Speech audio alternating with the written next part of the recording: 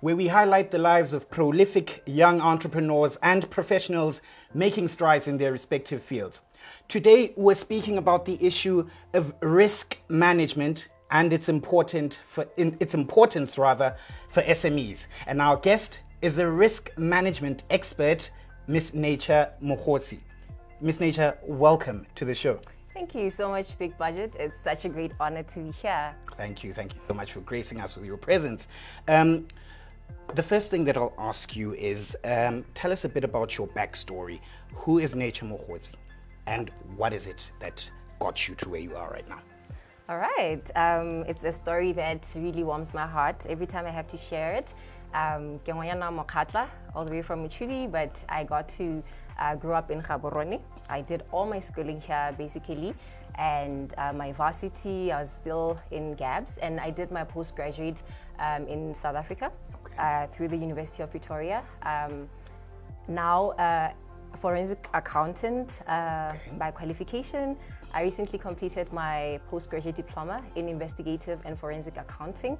And Sounds deep. it's quite fascinating, and it's something I really wanted to explore because, especially as a young woman, there are not so many people who find it as fascinating. So I was like, you know what, I want to go through this area and see what it has to bring, And subsequent to that, I also completed my Master of Philosophy in Fraud Risk Management. Congratulations. Thank you. So you're a master at this. Well, I tried. It's about the dedication and effort that I really put in. There's a lot of academic work that went in, and I believe in learning. It's actually one of my strengths. I'm a learner. So I've really made a concerted effort to ensure that I upskill myself at every given point in time, and leading to what now I call myself a pracademic. Pracademic? Yes. It's basically a term used to describe somebody who borderlines, practice and theory at the same time. I'm trying to Google that. Oh, go ahead. That's great. Great. So that's quite an inspiring story over there. And I take it you're a person who's very big on personal development. Definitely. And I think you touched on the issue of women being in the space that you're in. Would you say the representation is not that much? Yeah, it's really not much. I mean, I studied in South Africa. So, forensic accounting is generally a scarce skill. Like certified fraud examiners, forensic accountants. It's even been added to the scarce skill list, the national scarce skill list of South Africa. So it's really something, a skill set that is lacking across the band, not just in Botswana, not just in women, just across the whole industry at large, and continental, even international, So you can imagine at the level of scarcity, what more of the women population in that field. So that's what really inspired me to keep pressing on, to pursue this course of risk management, to just try to learn more about it, especially from a fraud risk management perspective. Oh, that's wonderful. Yeah. So I'm sure for young people listening out there, if you'd like something or a field that can differentiate you, get into forensic accounting and fraud and risk and aspects like that. Yes. That's great. Let me remind our viewers at home that we are actually live today. So if you would like to call in, let's see your face, let's hear your questions. We've got Nature Mogotsi here, a risk expert who's going to be sharing a lot more about risk management and it's important for SMMEs. So do call in by clicking the description below or comment, and then we'll have your questions answered. Thank you very much for that backstory there, Nature. But now, tell us about your work in the risk management space and your content, Moriski by Nature. Moriski by Nature. Quite catchy, something like Big Budget, you know what I'm saying? Wow. But anyway, on a more serious note, tell us about your work in risk management and your content. What made you passionate about this? So I'm currently a risk management practitioner. I'm a risk manager in the financial services sector. And in addition to that, I do a lot of activities around risk management because I'm very passionate about this risk management topic, and it's something that I've dedicated myself to ensure that I cascade it, across the whole community, as many people as I can reach. And I'm proud to say, Big Budget, that I've actually even, managed to cross over to regional platforms. just spreading the awareness on risk, where I've been a subject matter expert, like at the International Fraud Awareness Day in South Africa. Yes, I was one of the experts. Yes, it was great. It was such a great experience. So it goes without saying that choosing this area or this path that most people are not really inclined towards has really taken me far. Yes. You know, it's really opening a whole lot of doors. And you mentioned more risky by nature. Of course. So of course. I've been, because of the level of awareness that I'm trying to create around risk management, to ensure that particularly SMMEs understand this concept of risk management, as well as how it can help them in their businesses. You know, largely we know risk management as something from for big corporates, you know, for banks, financial institutions, or any other reputable organization.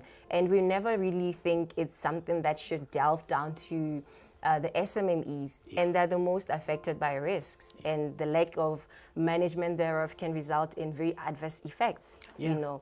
Certainly, I'm sure we'll get a lot more into that because, you know, you've sort of gotten into my next question, which was going to be, in simple terms, maybe let's start with an explanation of what you would term to be risk management before we talk about its importance for SMEs. Yeah, so I'll start with defining a risk.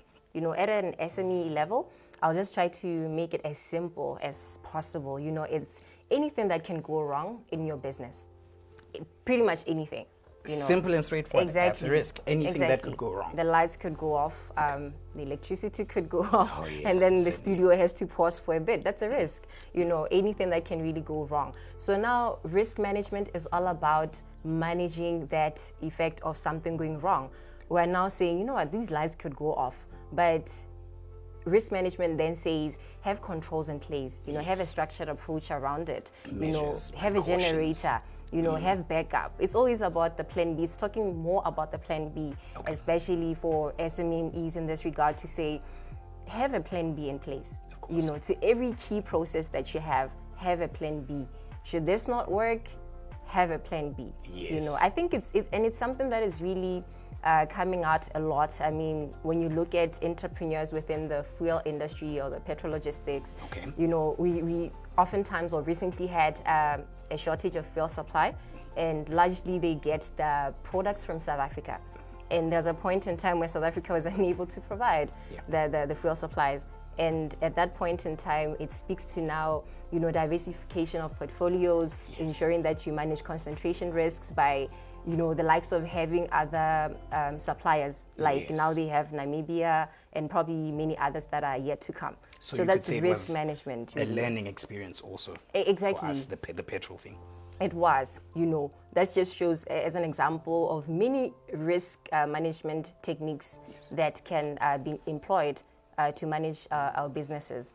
And yeah, I think for SMME specifically, risk management comes in very handy when we're talking of risks such as concentration risk. You know, most of, for example, our entrepreneurs, they tend to concentrate on one specific client, you know.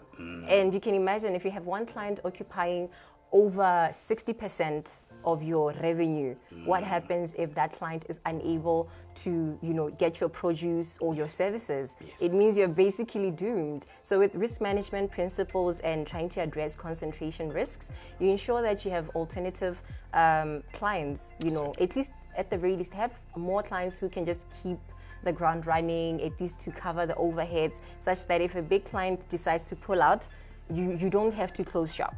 You know, you can continue. So it's about continuously identifying what are my risks and how do I put in controls. Controls are the things you use to mitigate the risk or to reduce it, just that the effect is not as adverse as it could have otherwise been.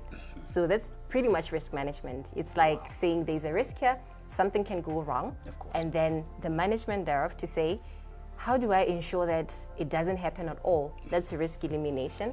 Or if I can't do that, how do I ensure that the impact rather, is not worse off than if you could do nothing at all? Because there may be some that are unavoidable. Exactly, there's some that you can't avoid, you know.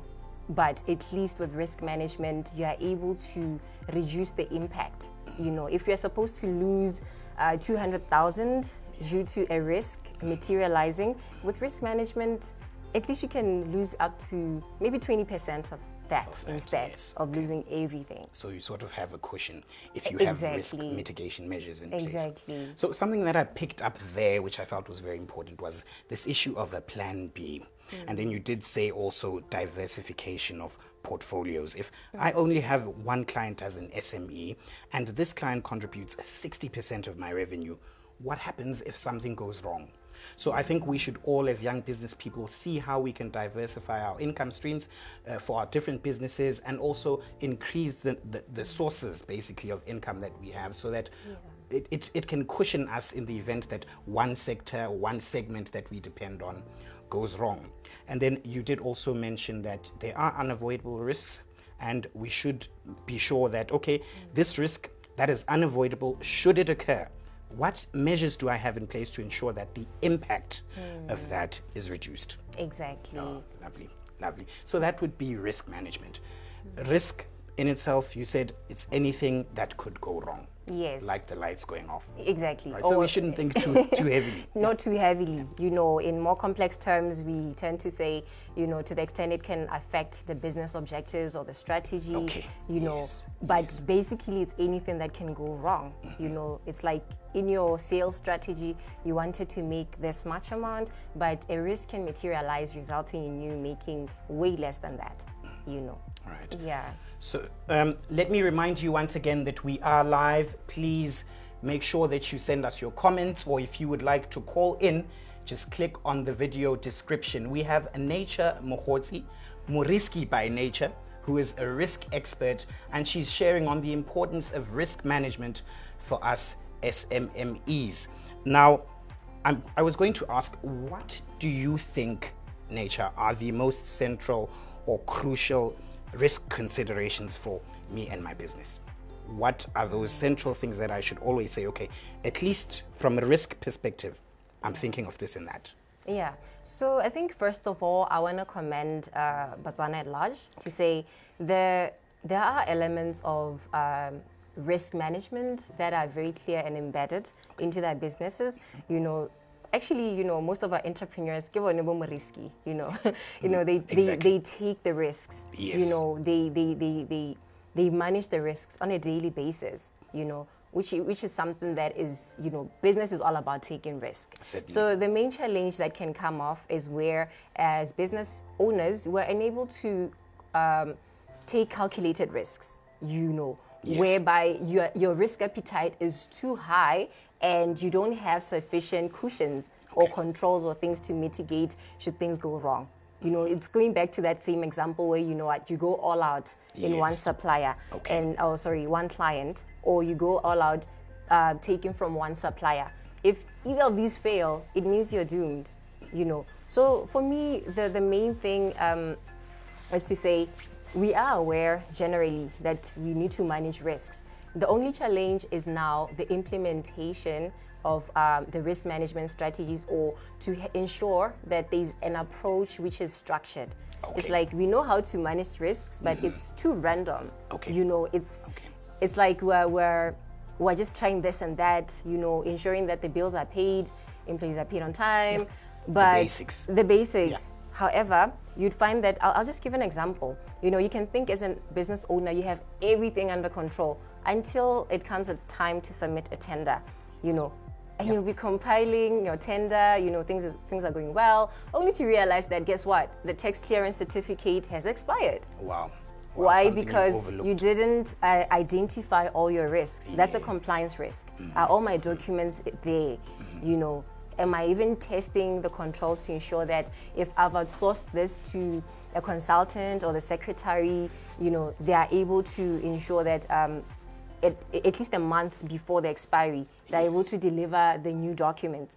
So even if you're outsourcing or transferring your risk to a third party, it doesn't mean you stop managing the risk. You're not divorcing yourself from the risk. It just means that you're allowing a subject matter to run with that component of the business, but the ownership of the risk still lies in you. So you can imagine how important risk management is. So the challenge that we're having is that while we do know what to do, we fail as SMMEs to implement the risk management objectives or the program holistically. Okay. You know, embedding the risk tools, and like at the very least, it doesn't have to be so complicated. I know Yes. for corporates, there's a lot that we do, the risk assessments, quantification of risk and all that. But with SMMEs, a simple risk register is one of Okay. the tools that you can just use to, you know, to monitor your risks, you know, to at least have your top 10 risks identified and have ways in which you're going to manage these risks. Okay. And then time and again, just check in, you know, are these controls effective? Yes. Are they really working as they should? So Wow. that's basically risk management, especially at an SMME level. Yes. Yeah. I like how you said we should learn to take a more structured approach to it. yeah. And the very way that I can start doing this structured approach is having a risk register. So maybe let's get into the columns and a few Yeah. more examples once again.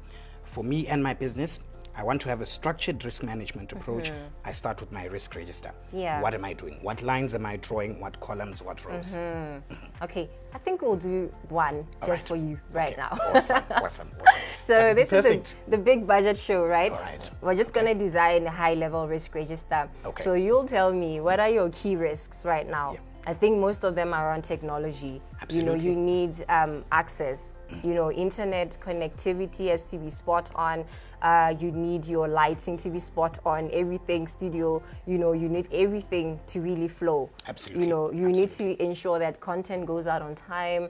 You know, because if it doesn't, it's gonna be A lot of people will be disappointed. exactly. You know, you need to ensure that you're always present. Yes, You know, yes. so even as a control, how do we ensure that Big Budget is present today Yeah. for the show? How do we Exactly. make sure that the studio is ready? Absolutely. You know, how do we make sure that the power supplies have backup? You know, Wow. connectivity. I'm definitely sure the team behind the Big Budget Business is actually taking notes now Yeah. for that risk register. So Yeah. that's you identifying the risks. And then in terms of you identifying them, that's now the risk identification could be your column 1. And then column 2 is your risk rating. You now rate them in terms of the impact and likelihood.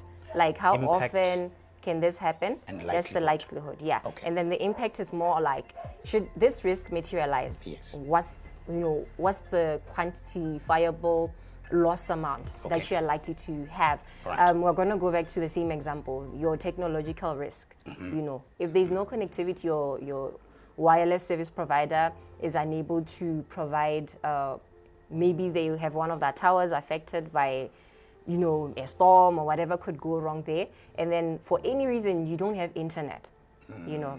Yes. How do you rate that risk? Is it a high risk? Is it a very high risk? Or it's a low risk? Okay. And for you, you'd find that it's a very high risk. Like absolutely. you need connectivity. So that's you now quantifying, so that when you manage your resources, when you embed controls, you can say, to manage this risk of inadequate access to Wi-Fi or connectivity, this is what I'm gonna do. I'm gonna go for the reputable suppliers only. Okay. I'm gonna have maybe backup to ensure that if the Wi-Fi connections don't go through, there's maybe a mobile connection or mobile data connectivity that can kick in immediately. Of course, You know, alternatives. that's a control now. All right. And then in terms of how you do it, then you're gonna prioritize. You're gonna say, okay, this is my high risk. It's higher than maybe the risk of lighting going off, because you know, we can pull up the torches quickly and you know the studio gets back to the original state. You can now quantify and say, you know what, the risks around connectivity are way higher than the risks around the lighting going off, you know. And then when you channel your resources to say, where do you focus on, you'd find that you are now skewed towards ensuring that, like, whatever happens, connectivity is always guaranteed. Absolutely. So now that's you creating your register to say there's identification of risk. Yes. What is the risk? You write it down. Quantify it. Is it a high, medium, or low risk? Impact Write it likelihood. down. And then you go to the control section, the third column, to say, what am I doing to reduce this risk? Because Yes. I know it's going to happen, or it can happen, or how do I just make sure that it shouldn't happen? Or if it does happen, it shouldn't be that bad, situations where the Wi-Fi goes off and the live connectivity kind of like pauses, but just for a minute, and then it's back on, yes. because you had a backup plan. Absolutely. Yeah. Well, thank you so much. There we have it. Our risk expert, Muriski by nature, Nature Mogotsi, has just explained how, as SMEs, our basic structure for risk management, we can have a risk register where we can see, okay, what is the risk that I've identified, its impact, its likelihood, and what controls I can have in place. We should actually pay you for this. I'm giving you guys free consultancy. You know what I mean? No, and we really appreciate it here at Big Budget Business. And it's really busy. Let me remind you once again, we are live, ladies and gentlemen. Keep those comments coming. If you'd like to call in, we'd like to meet you. We'd like to hear what you have to say and see you. Do feel free to click the link within the description. Now, we have some comments here that I'd like to get into. The first one here being from Dennis Diamond Masina, who says, a vital topic for today's world. Yeah, I think this is definitely quite a pertinent issue of our time, risk management with everything that's been going on. And then Mr. Joey Mutibi, thanks for this, Joey. He says, thank you so much, folks. This is so insightful. I think Rona SMEs lack a lot of risk management strategies when approaching business. Now, I'm one for partnerships in business. Joey here says he's one for partnerships in business, right? Muriski by nature, what risks should I reckon with before looking into a partnership type of move? Yeah. Okay, thanks for that, Joey. I think what I'm picking is that you are wanting to have a partnership. It's already a risk strategy. It's like he's basically already managing a certain risk. Exactly. It could be he wants the skill sets from a partner, who comes in with more, who's knowledgeable, expertise or resources. He's already into the risk management aspect of things. That's more like a control activity where you are saying, I may not be effective in this business strategy. I need someone else to come and partner with. It's a risk. It's like you're limiting the risk, basically. Exactly. It's a limiting control. It sort of dilutes what you would have been exposed to. Yeah, but definitely due diligence is key. It's more of like look thoroughly into your compliance risks. Who is your partner? What is their reputation? Because, and especially SMMEs, whatever you do as a personal brand tends to really come off, or it gets off into your business. No, that's true. So you should be very careful about who you partner with, and just conduct a thorough due diligence, just so that you know who you're dealing with. And certainly. Thank you very much for that. And thank you for that question, Joey Mutibi. I think I hadn't actually read the second part of his question, which was what sort of strategies should I have in place? And you did mention due diligence. If Nature is going to partner with Big Budget, she needs to understand that there are some risks in place, and she has to do her checks. Exactly. Definitely. Yes. All right. We have a second question here from Khosi Latile Khautle, who says, how do you balance between risk mitigation strategies and a limited budget? How do you balance between risk mitigation strategies and a limited budget? Oh, those sound like conflicting priorities. Okay. Tell us more. It's always a difficult one, Big Budget, to balance between limited budget and the risk strategies. And I think for the most part, I remember I wrote about something along these lines recently, where I was actually encouraging SMMEs to look closely into revenue leakages. Definitely, without doubt, there is somewhere a process that is not as effective as it should be. You'd find that there is something that is taking away your money in the business that you need to, delve deeper into, and look closely. Sometimes it's your customers who end up becoming bad debtors. They have been owing you for so long and you can't recover. You know, that means you need to kind of like go back and relook the strategy and ensure that maybe you limit on your credit terms. Yes. You know, revisit them. Of Who course. am I really allowing a credit term? Just so that there's no revenue leakage. So in that case, if you address all the revenue leakages, you eventually realize that there is a lot of cost saving that can eventually happen. And then eventually you don't really have to struggle so much with managing risks against the cost implications. Okay. And then the other thing is you need to really look closely into the controls that you want to put in against the risk. Okay. I must say, and I hope I'm not incriminating myself in the risk profession, Okay. controls come at a cost. Okay. Controls definitely come at a cost. Imagine I'm telling you that the lights could go off, big budget, you need to get a generator. Yeah. How much is a generator? How much is the lease in thereof? yeah. You know, so that's where I think Kosi is trying to lead us to say, sometimes you want us to manage risks, guys, but There's a that's cost an to it. additional cost to the business. Yeah. You know, Yeah. so that's maybe where you think of your leasing. Instead of buying sometimes, especially when you're a startup, you can rent like vehicles, for example, or generators, you know, get into lease agreements instead. Yes. Yeah, so it's yes, more all like right. revisit your strategies. Revisit your basically. strategies. Yes. You know, and he does say here, Khosi, thanks for your question once again, Khosi. And he says, well articulated, Muriski. Thank you very much. Oh, thanks, Kosi. Considering this cost perspective, I think we actually have a caller on the line. I'm told we have a caller. Let's see who is here. Hello, sir. How are you? Right. Great to have you, sir. Right. Thank you for having me. Oh, wonderful. I just want to confirm once again, can you hear us clearly? Hear you clearly. Oh, wonderful. Your name, where you're calling from, and what is your question for today? My name is Tumo.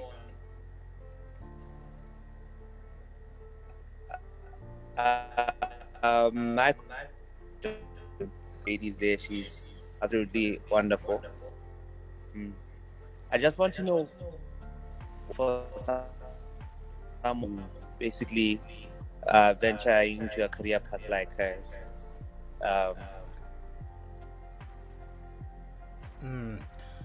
I think we have a slight connection issue there. But what I did pick up from him was the issue of career path. So maybe let's get into your career path. What might we want to study? What might we want to get into? All right. So first of all, well, I did mention it at the beginning of the interview that risk management is definitely a great field. You know, there are many risk types. So when you want to venture into risk management, definitely consider the risk types that you want to be a part of. You know, like I'm currently in operational risk, but I studied fraud risk. There's credit risk, there's legal risk, there's compliance risk, there's financial crime risk management, like your anti-money laundering. So it's so broad. That's the first thing that you need to know. Relationship risk.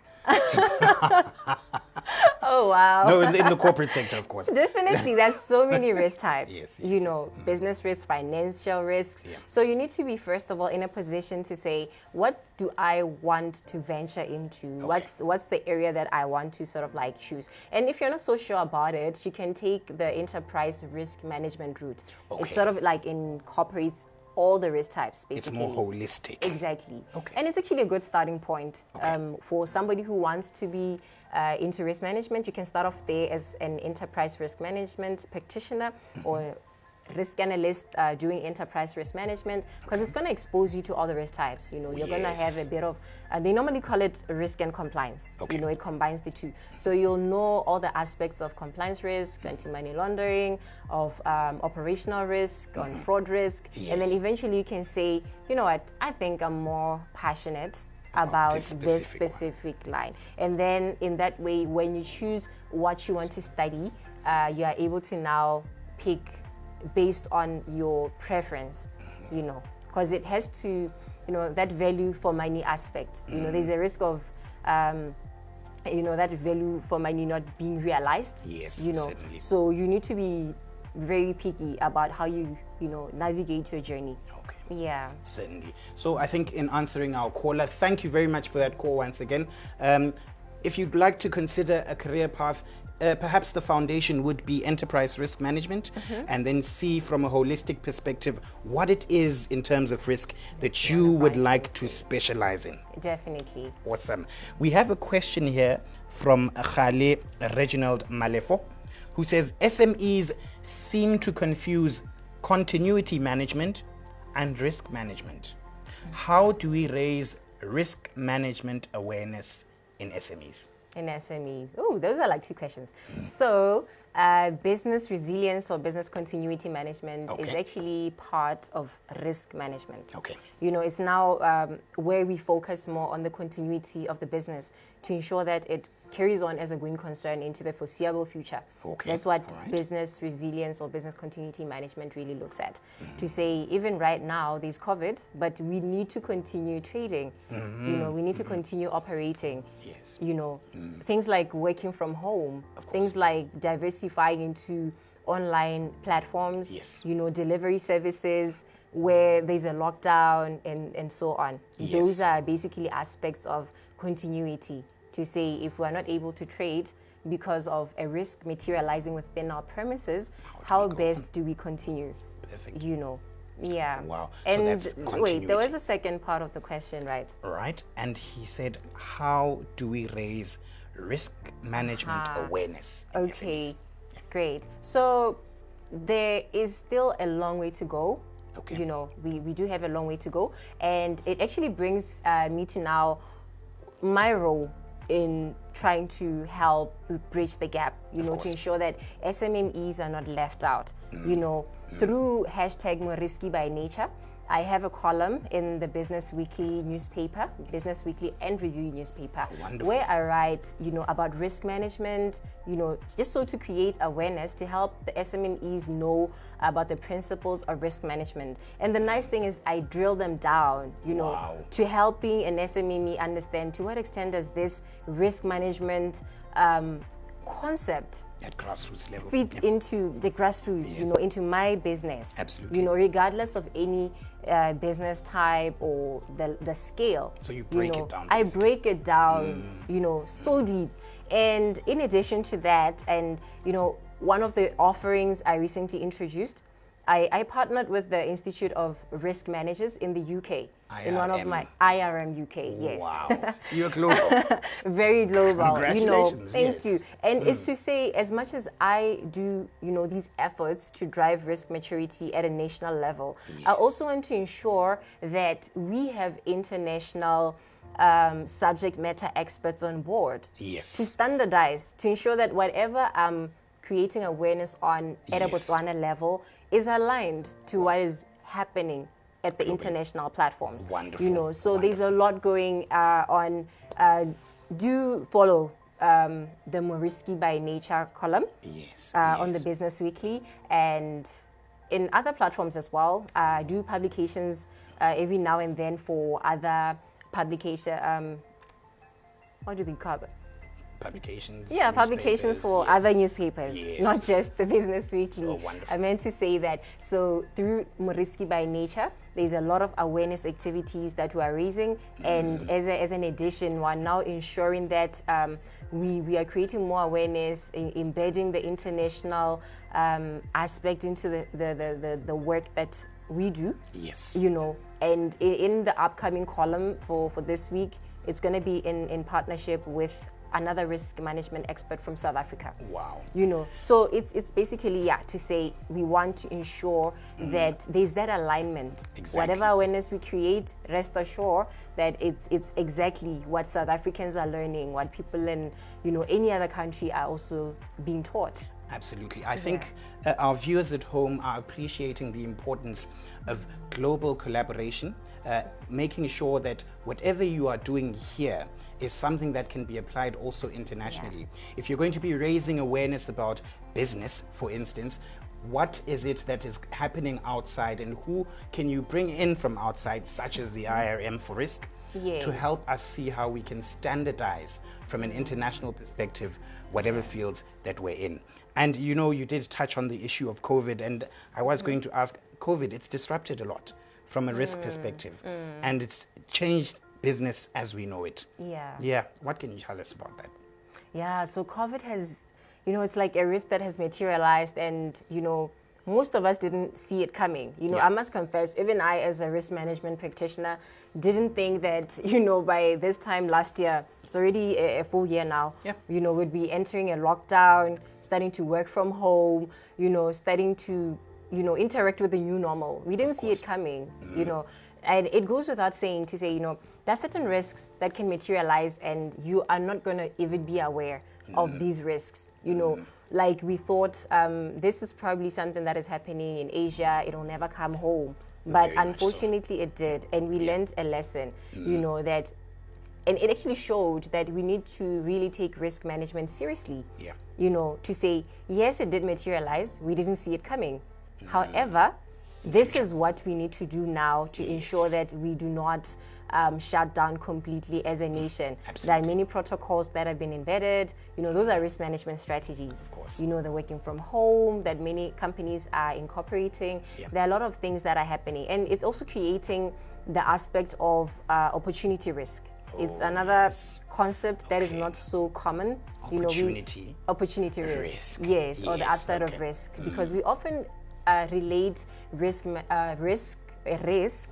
with the negative aspect. Exactly. However, there's also the positive side to say, certain businesses can thrive because of these abilities to now have delivery services like restaurants. Of course. And we know some of them that actually made a killing during the lockdown because they had to be agile. So it calls for agility. It calls for more robust risk management structures to say we didn't see it coming, but it's now here. How do we continue to manage this risk to make sure that we are not adversely affected and our small enterprises or medium enterprises continue to operate even regardless of these challenges? Wow. Yes. So let's try our best in our businesses as we go on with them to be agile. I like that word. Agile, ensure that we are adaptable to different situations and resilient, because we never know what might happen. So I was going to ask, but you did mention a bit that they can follow the column. How else can you be reached for any further information? Okay, so the platform I currently use for the professional aspect and for hashtag Mogotsi by Nature is on LinkedIn.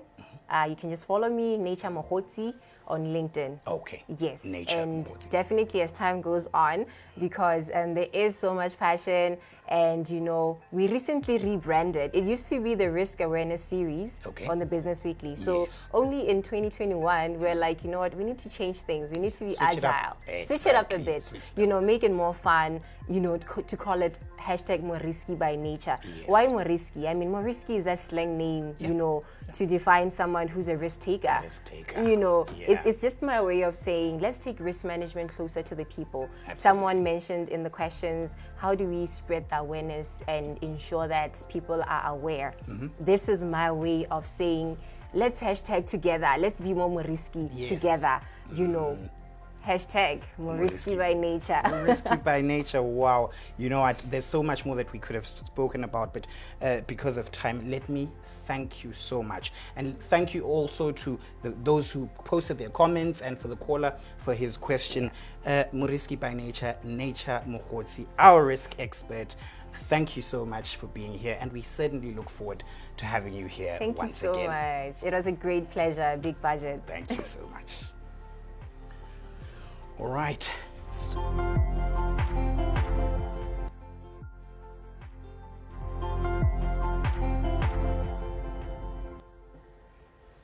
All right, so today's 2-minute tip.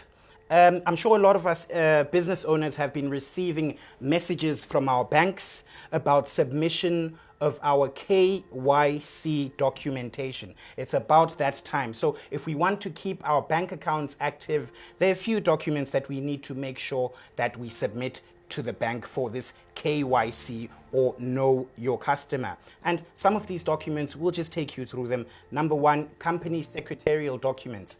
Now, this is something such as your certificate of incorporation and your company extract. Number two, make sure you have certified copies of your ID, your identity documentation, or certified copies of your passports if you are a foreign national. And then, of course, number three, you need to have proof of the operational premises of your business as well as where your business is registered.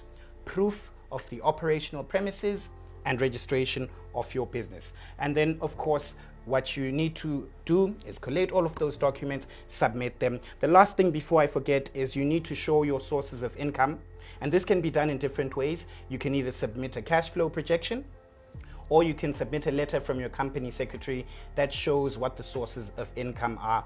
Or thirdly, you can submit your annual financial statements. But talk to your banks too and ask them if there's anything more that we might not have spoken about, because it's important for us to submit our KYC documents and stay active. It's been a wonderful show. Thank you so much for your time. From me, Big Budget, and the team, it's good night and God bless. And never forget that you were born for so much more.